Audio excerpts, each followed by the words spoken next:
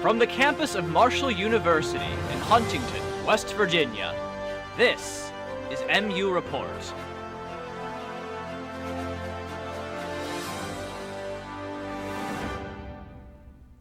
Hello, and thanks for joining us for another edition of MU Report Spring 2023. I'm Elena Laster.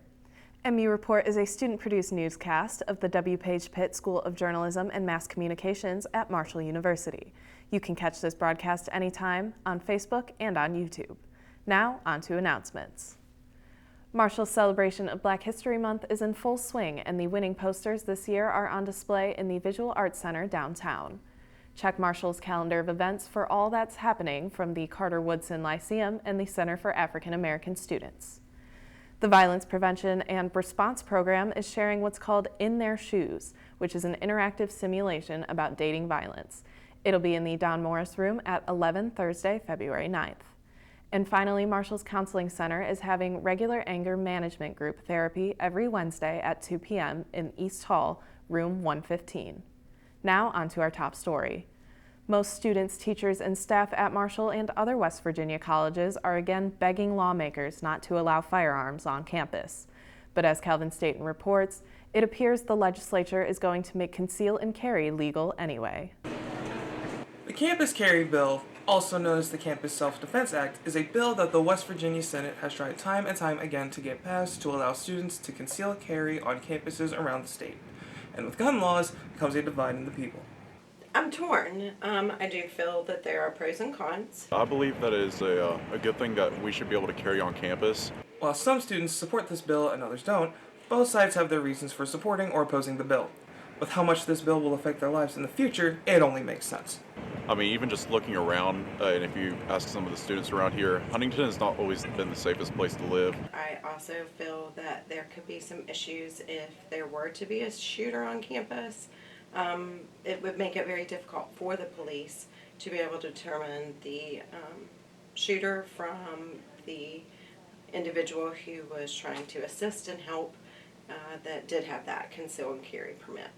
Regardless of your beliefs, we'll all have to hold our breath and wait and see if this bill will come to fruition. Calvin Staten, MU Report. The measure easily passed the Senate and is now waiting for action in the House. Because it could be the most significant rule change Marshall has seen in decades, MU Report will follow the bill in every step of its journey. In other more positive news, construction on a new business college is on schedule.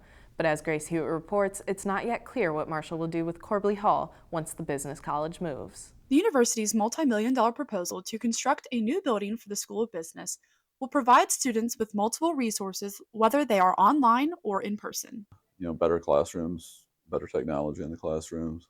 I am also really excited about bringing all these centers downstairs on the ground floor. Special advising will be really convenient for students, but the I Center, the Sales Center, all those types of centers. Corbley Hall currently houses the Lewis College of Business, and the plans for after the building transitions are uncertain. Not heard definitive on that, but I was thinking that, I have heard talk of them developing, a year or two ago, there was talk of developing a policy for space utilization. Students share their thoughts regarding Corbley's future plans and believe that the Brad D. Smith Center for Business and Innovation will bring new excitement to Marshall. I'm really excited for the new business school. I think it's awesome that Marshall is expanding our business school and that we get to have a new nice building off campus to showcase everything that we do. I hope that Corbley still gets to be utilized on campus, and hopefully it doesn't just sit as an empty building, considering that's where most of the business classes are now. The Brad D. Smith School of Business is expected to be completed in fall 2023 and ready for students in spring 2024. Grace Hewitt, MU Report.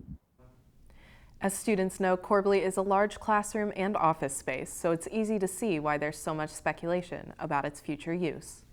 Now it's time for MU Report's weekly weather forecast, and a reminder, all information is gathered through online resources.